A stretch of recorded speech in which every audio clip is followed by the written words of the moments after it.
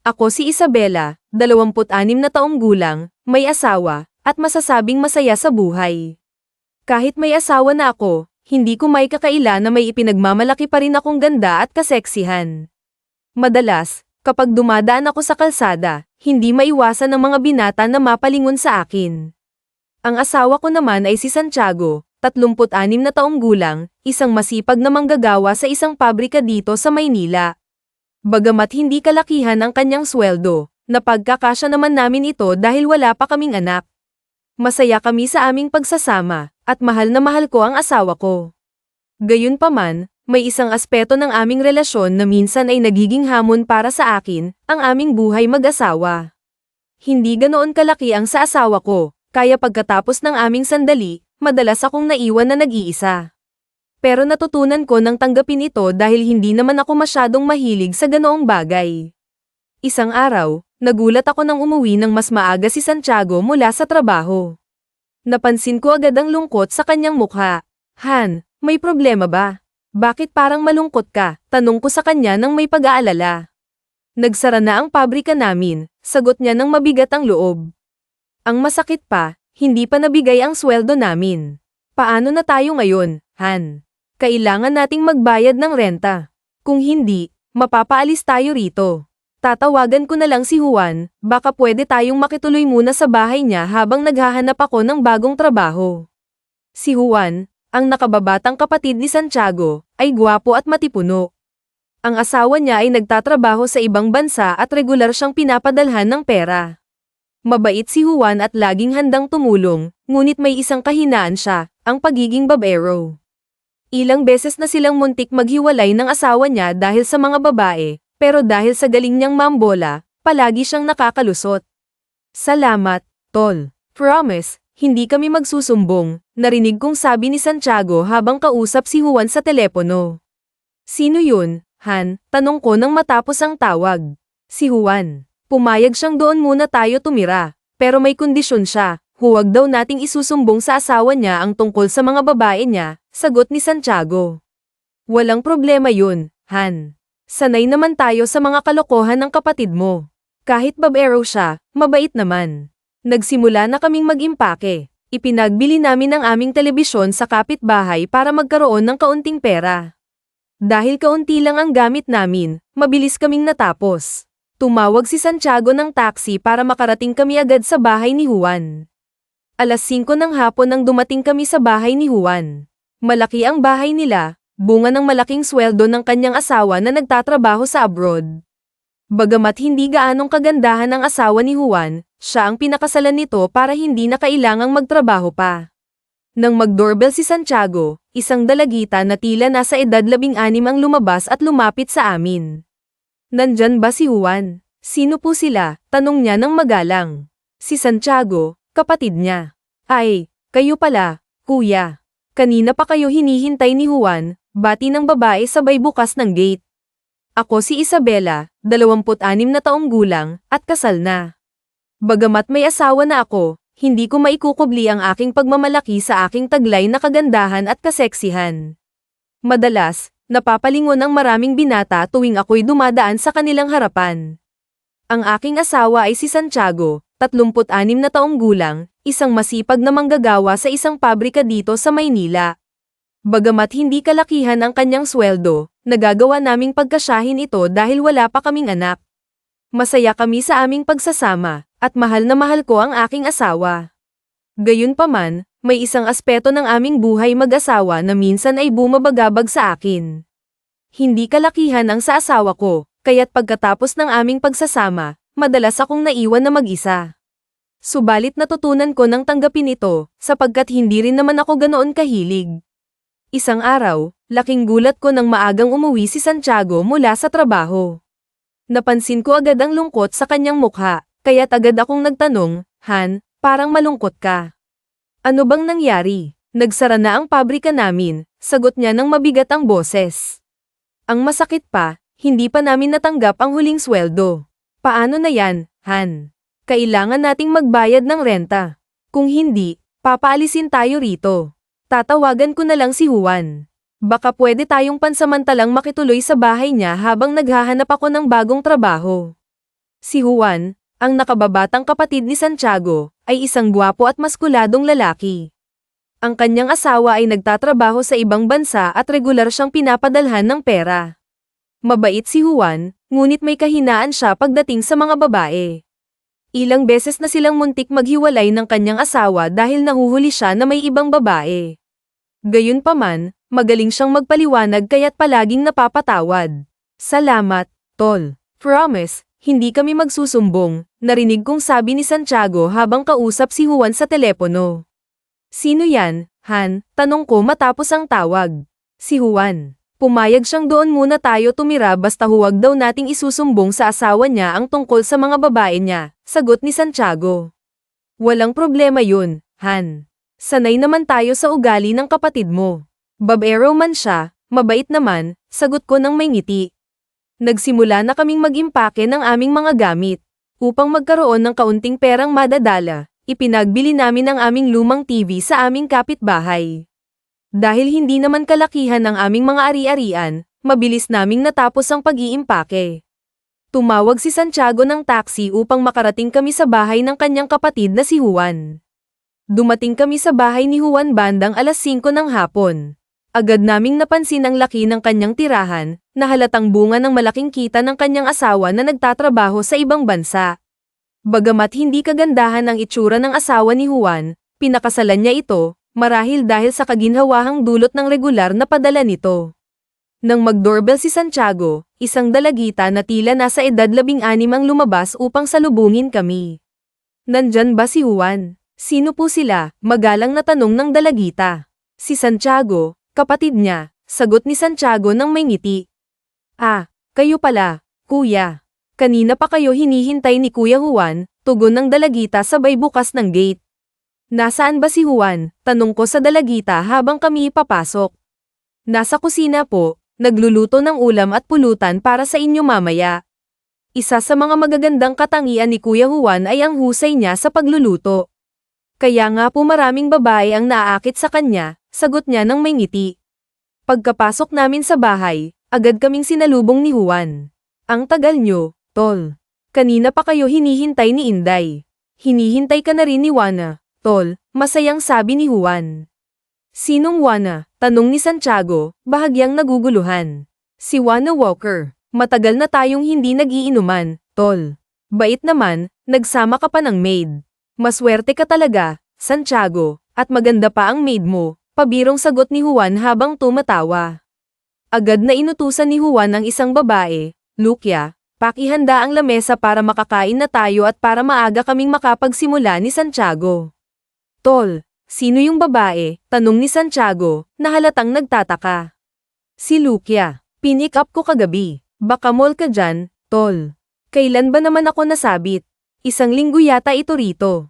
Hindi ko muna pinauwi para may katulong ako sa pagluluto kanina, paliwanag ni Juan na tila may halong pagmamalaki. Ba't kasi hindi ka nalang kumuha ng regular na kasambahay? Tutal, malaki naman ang padala sa iyo ng asawa mo, tanong ni Santiago, bahagyang nag-aalala. Mahirap na, tol. Baka magsumbong kay Lisa. Kapag nangyari yun, patay ang sustento ko, sagot ni Juan habang tumatawa. Huwag kang mag-alala. Habang nandito kami, tutulungan ka namin sa mga gawaing bahay, alok ni Santiago ng may sinseridad. Nako, hindi pwede yan. Bisita ko kayo. Basta ang usapan natin, hindi kayo magsusumbong kay misis ko, ha? Sabi ni Juan, na tila may halong pakiusap at biro. Walang problema, tol, sagot ni Santiago, na sinamahan ng isang mahinahong ngiti. Nakahanda na ang lamesa, at inanyayahan na kami ni Juan, kain na tayo. Nagpunta kami sa hapagkainan kung saan naghanda si Juan ng masasarap na putahe, adobong baboy at pritong manok. Sa aming bahay, bihira lamang kaming makatikim ng ganitong mga pagkain, kaya't labis naming na-appreciate ang kanyang inihanda. Habang kumakain, napansin kong mahusay talagang mambola si Lucia sa bayaw ko. Pagkatapos ng aming kainan, agad na nagsimulang magligpit si Lucia. Tulungan na kita, Lucia, alok ko sa kanya ng may ngiti. Huwag na po, ate. Baka magalit si Kuya Juan, sagot niya ng magalang. Bakit naman siya magagalit? Tanong ko, bahagyang nagtataka. Bisita po kasi kayo, ate, paliwanag niya. Maya-maya, Nadinig ko si Juan, Lucia, pagkatapos mo dyan, pakilabas na ang alak. Dalhan mo na rin kami ng baso at yelo. Okay po, sandali lang, sagot ni Lucia at agad na kumilos. Umupo ako sa tabi ng aking asawa habang naghihintay. Nagpatuloy ang aming kwentuhan at biruan. Hindi nagtagal, dumating si Lucia dala ang alak, baso, at yelo. Tumayo si Juan at pumunta sa kusina. Narinig namin ang tunog ng kanyang pagluluto. Pagbalik niya, may dala na siyang pulutan, chicharong bulaklak, na agad naming pinuri. Nagsimula na silang mag-inuman. Lucia, kumuha ka ng San Mig Light sa ref para sa inyong dalawa ni Isabela, sabi ni Juan. Okay po, ate. Inuman rin tayo, tanong ni Lucia sa akin. Oo ba, sagot ko ng masaya. Matagal na akong hindi nakakainom. Pagkatapos, tumingin ako kay Juan at sinabing, Tol, salamat at pumayag ka na ito muna kami. Tol naman, sagot ni Juan, kapatid kita kaya okay lang na nandito kayo. At isa pa, paminsan-minsan, nalulungkot din ako dito kapag mag-isa lang. Masaya ang aming inuman. Palabiro si Juan at masarap siyang kausap. Nang malapit nang maubos ang alak, nagyaya na ang asawa ko na matulog dahil halata ng lasing siya. Ay nalalayan ko siya papunta sa kwarto. Pagkahiga niya sa kama, agad siyang nakatulog. Ako na rin ang naghubad ng kanyang sapatos at damit bago ako nahiga sa tabi niya. Nagising ako sa gitna ng gabi dahil sa pangangailangang pumunta sa banyo. Marahil ay naparami ang beer na nainom ko. Habang pabalik sa aming kwarto, may narinig akong kakaibang tunog mula sa kwarto ni Juan. Doon galing ang tunog, kaya't bahagya akong sumilip. Nakita ko si Juan na nakatayo habang si Lucia ay nakaluhod sa harap niya. Ang swerte ko talaga, narinig kong sabi ni Juan. Ikaw ang pinakamagandang babae. Juan, iyong-iyo ako basta huwag mo lang akong lolokohin, ha? Sagot ni Lucia. Promise, hindi kita lolokohin, sagot naman ni Juan. Dahil dito, bumalik na lamang ako sa aming kwarto at muling natulog. Kinaumagahan, maaga akong nagising upang tumulong sa paghahanda ng almusal. Paglabas ko ng kwarto, nadatnan ko si Juan na abala na sa kusina. Good morning. Nasaan si Santiago? Tanong ko. Naliligo pa. Maghahanap daw siya ng trabaho mamaya, sagot ni Juan. Pagkatapos, inabot niya sa akin ang 2,000 piso. Tanggapin mo ito, Isabela. Konting tulong lang. Alam ko kasing hindi ito tatanggapin ni Santiago. Mataas ang pride ng asawa mo. Salamat, Juan. Makakabayad din kami sa iyo balang araw, sagot ko habang tinatanggap ang pera. Huwag mo nang isipin yun, sabi niya. Medyo swerte lang talaga ako kaya okay lang tumulong. Hindi nagtagal, lumabas na si Santiago mula sa kwarto, maayos at bihis na bihis. Sabay kaming tatlo na nag-almusal. Pagkatapos kumain, nagpaalam na ang asawa ko dahil kailangan niyang umalis upang maghanap ng trabaho. Nang nakaalis na si Santiago, nagkaroon kami ng pagkakataong magkwentuhan ni Juan. Nasaan na si Lucia? Tanong ko. Pinauwi ko na. Nagsawa na ako pabirong sagot ni Juan. Kawawa naman yun. At ikaw pa ang nakapuno. Kung sa bagay, bawiin ko na sana ang sinabi ko pero huli na. Teka, paano mo naman nalaman na ako ang nakapuno sa'yo kagabi? Tanong ni Juan. Sus, obvious naman. At parang sobrang in love pa sa'yo. Kasalanan ko ba maging gwapo? Pabirong sagot niya. Nagtawanan kami. Nagpaalam siya na maliligo siya. Pumasok siya sa kwarto niya at ako naman, naglinis ng sala. Habang naglilinis ako, may nakita akong tibak sa ilalim ng sofa. Hawak-hawak ko yung tibak nang biglang lumabas si Juan sa kwarto na naka-shorts lang. Grabe ang katawan, makhong macho. Hindi ko napigilan ang sarili ko, lalo na nung nakita kong nakabukol. Saan mo nakita yan? Tanong ni Juan. Sa ilalim ng sofa. Grabe ka naman, sa sala pa lang, ginawa mo na. Hindi ko napigilan ang makapagsalita ng bastos dahil sa nararamdaman ko. Kawawa nga si Lucia, umuwi ng walang suot. Magaling ka siguro no? Nagulat ako sa mga sinabi ko. Gusto mong subukan? Tanong ni Juan. Hindi ako nakasagot at lumapit siya sa akin. Gusto ko nang tumutol pero hindi ko magawa. Napapikit ako sa naramdaman ko at pumunta kami sa may sofa. Ngayon lang ako nakasubok ng ganito. Takot at excited ang naramdaman ko.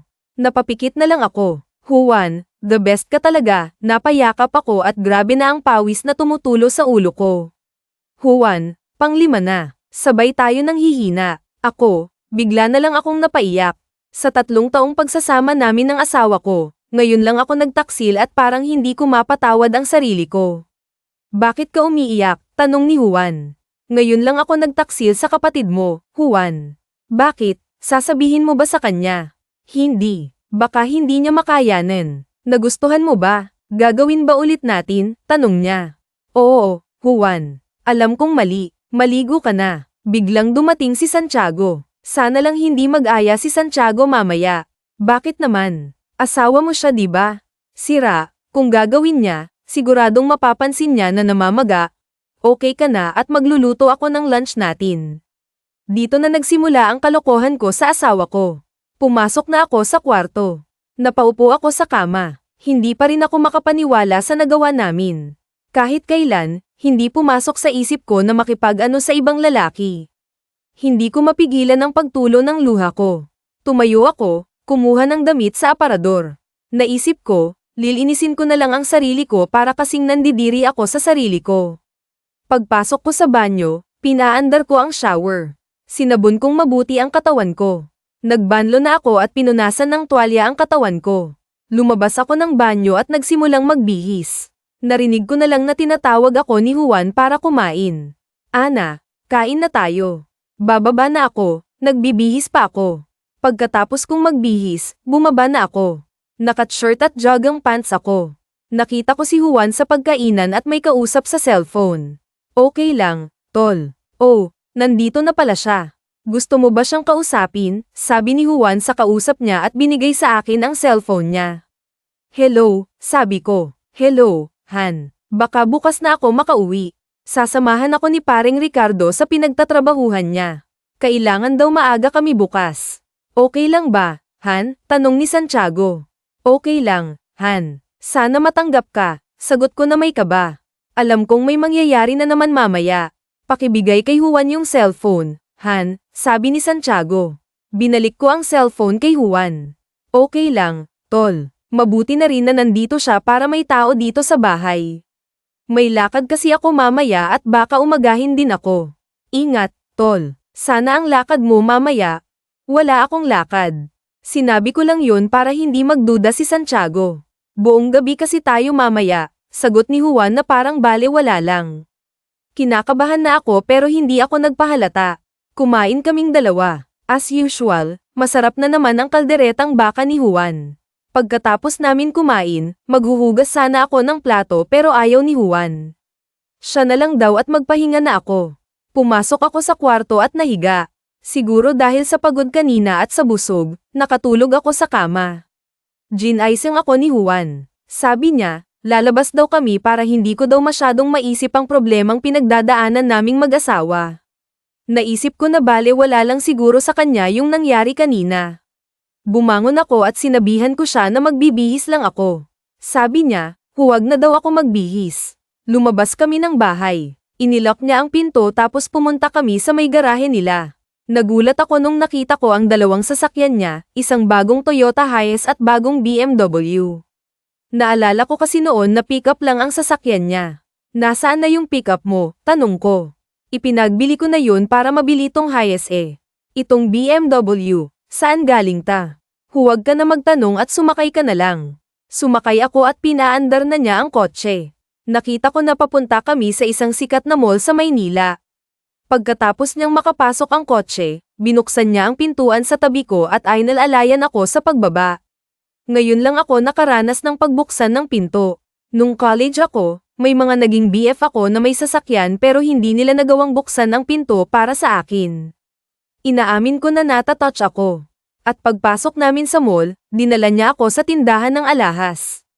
Good afternoon, Sir Juan. How can I help you? Sabi ng sales lady na kilala pala ni Juan. Bigyan mo nga ako ng hako na bagay dito sa kasama ko. Okay, sir, sabi nung sales lady na nakangiti. After 5 minutes, bumalik ang sales lady na may dalang 2 set ng mga hako. Pinasukat niya sa akin ang isa. Sa totoo lang, napakagaganda nung hako. Magkano naman, miss? Tanong ko, 5,000, ma'am. Nako, ang mahal naman nito. Wala bang mas mura? Ma'am, Hindi po bumibili si Sir Juan ng mura lalo na sa tulad nyo na napakaganda.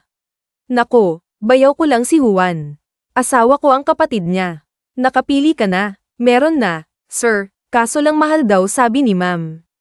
Kukunin ko na yan. Huwag mo na tanggalin, Isabela ha. Pagkatapos bayaran ni Juan, pumunta naman kami sa isang stall ng mamahaling mga damit. Pumili si Juan ng 3 damit at inabot sa akin. Isukat ko daw at titingnan niya. Isa-isa kong sinukat ang mga damit at pinakita ko sa kanya. Nagdala naman si Juan ng mga heels, 3 pares din. Bawat isa, terno sa mga damit. Pinasukat niya sa akin. Kasya lahat. Tinawag niya ang sales lady. Kukunin daw niya lahat pero may pinili siyang damit at sapatos. Ipapasuot daw sa akin at kung pwede, jogging pants, t-shirt at travel shoes ko, ang ibalot. Pagkatapos niyang bayaran, dinala ako ni Juan sa isang parlor. Pina-manicure, pedicure at makeup niya ako doon. Pagkatapos ng lahat, pinatayo ako ni Juan sa isang malaking salamin. Nagulat ako sa nakita ko. Hindi sa pagmamayabang, lalo akong gumanda at kaakit-akit talaga ang damit na pinili niya. Ewan ko, hindi ko napigilan ang sarili ko na halikan siya sa pisngi sa sobrang saya ko. Sexy na, kagalang-galang ang dating ko, Juan. Salamat talaga ha. Ngayon lang ako nagkaroon ng mga gamit at damit na ganito. Nakita ko kasi nagtatago ang tunay mong ganda at kaseksihan kung mga t-shirt at jogging pants lang ang suot mo. Yun lang kasi ang kaya ng sweldo ni Santiago. Salamat talaga, Juan ha, sabi ko sabay halik naman sa lips niya. Sa totoo lang, 9 love na talaga ako sa bayaw ko. Ang taas-taas kasi ng pride ng kapatid ko. Ayaw tanggapin ng mga alok kong tulong sa kanya. Gabi na paglabas namin sa mall, dinala niya ako sa isang mamahaling na restaurant. Napansin kong pagpasok ko, nagtinginan ng mga tao sa akin na parang sinasabi na ang ganda ko. Umupo na kami at umorder si Juan. Hindi ko maintindihan ang mga in-order niya. Sa carinderia lang kasi ako sumasabay kumain. May dumating na waiter na may dalang wine at binuhos sa 2 baso. Ininom namin. Sunod-sunod ang dating ng mga pagkain. Habang kumakain, patuloy ang inom namin. Ewan ko ba, tuwing nakikita ko si Juan, parang iba ang pakiramdam ng katawan ko. Siguro dahil na din sa alak. Masaya ang kwentuhan namin ni Juan. Binayaran na ni Juan ang bill at sumakay na kami sa kotse niya. Hindi ko na napigilan ang sarili ko, nagkasala ulit ako sa asawa ko at ako pa ang nanguna. Bigla akong umalis at bumalik sa aking upuan. Nagsuot ako at inayos ang blouse ko. Bakit ka tumigil? Hindi pa ako tapos parang galit na sabi ni Juan. Hindi ako makasagot, napaiyak na lang ako. Pinaandar ni Juan ang kotse tapos nag-drive pa uwi. Pagdating sa bahay, hindi na siya nagsalita at pumasok sa kwarto niya. Litong-lito na ako noon. Mahal ko ang asawa ko pero si Juan ang gumigising ng diwa ko. Pumasok ako sa kwarto, nagbihis at pinasok sa aparador ang mga binili ni Juan na damit. Itinabi ko na din ang mga sapatos. Humiga ako sa kama. Hindi ko maintindihan ang nararamdaman ko. Nakonsensya ako sa asawa ko pero napansin ko na mas nakukonsensya ako sa bayaw ko na banitin ko. Masaya ako sa asawa ko pero nararamdaman ko mas masaya ako kapag kasama ko si Juan. Dinadala ko ni Juan sa langit. Tatayo sana ako pero may sumabit sa unan ko, ang hako na binili ni Juan. Naalala ko na ngayon lang ako nakatanggap ng ganang regalo. Tumayo ako at pumunta sa kwarto ni Juan. Hindi nakalak ang pintuan niya kaya pumasok ako. Nakita ko na isa lang ang suot ni Juan maski malakas ang aircon ng kwarto niya. Hinubad ko lahat ng sakin at humiga sa tabi niya. Anong ginagawa mo, Isabela? Tanong ni Juan na nagising. Hindi ko siya pinansin at patuloy pa rin ako. Baka bitanan mo na naman ako. Hindi. Promise maski buong magdamag pa, sagot ko sabay balik ulit. Hinayla ko ni Juan papunta sa tabi niya. Ana, baka ginagawa mo ito dahil sa mga binili ko sa'yo. Hindi ko binili yun para makaisa lang. Sinsero ako doon. Alam ko at gusto ko talaga to maski hindi mo pa ako binibili ng kahit na ano. Pag-isipan mo ng mabuti bago ka magdesisyon. Ewan ko kung style talaga ng bayaw ko yun pero lalong nananabik ako nang tanggihan niya ako. Pinagpawisan ako maski malakas ang aircon. Tiningnan ko ang bayaw ko. Nakatingin lang siya sa akin. Juan, ito na, sabi ko. Pagkatapos ay tiningnan ko siya. Hindi pa rin siya kumikibo.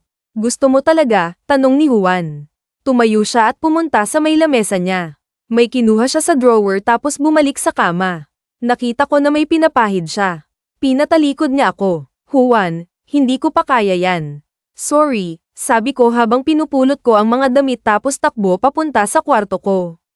Nahiga ako sa kama na umiiyak pero umiiyak ako hindi dahil sa nagkasala ako kundi umiiyak ako kasi hindi ko napagbigyan ang bayaw ko.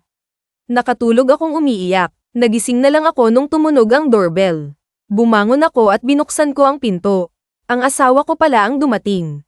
Good morning, Han. Mamaga yata mata mo. Naiyak ako sa palabas sa cable kagabi. Dumating na ba si Juan? Tanong ni Santiago. Di ko alam. Wala pa kasi siya kagabi pagtulog ko, Han. Magluto ka ng almusal at magbibihis lang ako sandali. Nagluto ako ng itlog at hotdog tapos ipinagtimpla ko ng kape ang asawa ko. Paglabas ng asawa ko, sabay kaming nag-almusal. Biglang bumukas ang pinto, pumasok si Juan at si Lucia. Biglang nasira ang umaga ko. Gusto kong sabunutan si Lucia. Nagseselos ako pero hindi ako nagpahalata. Tol, mag-almusal muna kayo, sabi ng asawa ko kay Juan. Mamaya na, Tol. Itong si Lucia muna sisimulan ko, sagot ni Juan na lalong nagpuyo sa akin. Pumasok sila sa kwarto ni Juan. Pagkatapos namin kumain, naghugas ako ng plato at ang asawa ko pumasok sa kwarto. Pagkatapos kong maghugas ng plato, narinig kong tinatawag ako ng asawa ko. Pumasok ako sa kwarto ko at nakita siyang nakahubad. Alam ko na kung ano ang gusto ng asawa ko kaya humiga na ako sa kama. Natigil lang ako sa pag-iisip nang mapansin kong humiga ang asawa ko tapos na pala siya. Narinig ko na may kausap ang asawa ko sa cellphone. Paglabas ko, nakita kong nagmamadaling magbihis ang asawa ko. Saan ka pupunta, Han? Tanong ko. Han, tanggap ako doon sa inaplayan ko. Pinapa-report na ako ngayon. Good news yan, Han, tuwang-tuwa ako. Hindi dahil may trabaho na ang asawa ko kundi dahil makakasama ko si Juan at desidido na akong paligayahin ito. Ikaw na ang magsabi kay Juan ha, bilin niya bago umalis. Pumasok agad ako sa banyo para maligo. Gusto ko na mabango ako kapag kasama ko si Juan. Paglabas ko ng banyo, may narinig akong lumabas galing sa kwarto ni Juan. Sinilip ko, nakita ko si Lucia na umiiyak at palabas ng bahay. Medyo natuwa ako. Nagsuot ako ng duster pero wala akong panloob at pumasok sa kwarto ni Juan. Anong nangyari? Bakit umiiyak si? Tanong ko. Lucia, pangalan mo kasi nasabi ko kanina kaya ayon, nagselos. Bakit mo naman nasabi ang pangalan ko? Di ka kasi mawala sa isipan ko. Hindi ko na napigilan ang sarili ko. Tinanggal ko na ang duster at lumantad kay Juan. Tiningnan ako ni Juan. Lumabas ka na ng kwarto. Mabibitin lang ako. Juan, handa na ako pero sana, bago mo gawin, gusto mo paligayahin mo muna ako. Tumayo si Juan at lumapit sa akin.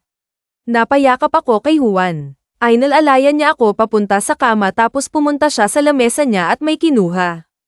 Alam ko na kung anong gagawin niya. Hinanda ko na ang sarili ko. Wala akong magawa kundi sumunod. 3 linggo na rin ginagawa ito. Natigil lang nung makahanap si Santiago ng trabaho at kailangan sa Antipolo kami tumira. Pero kung may panahon, binibisita para lang mag-vibes kasama. Ternan VT, Ana Isabella James Santiago John Juan Ivy Lucia ESM Lisa Rick Ricardo.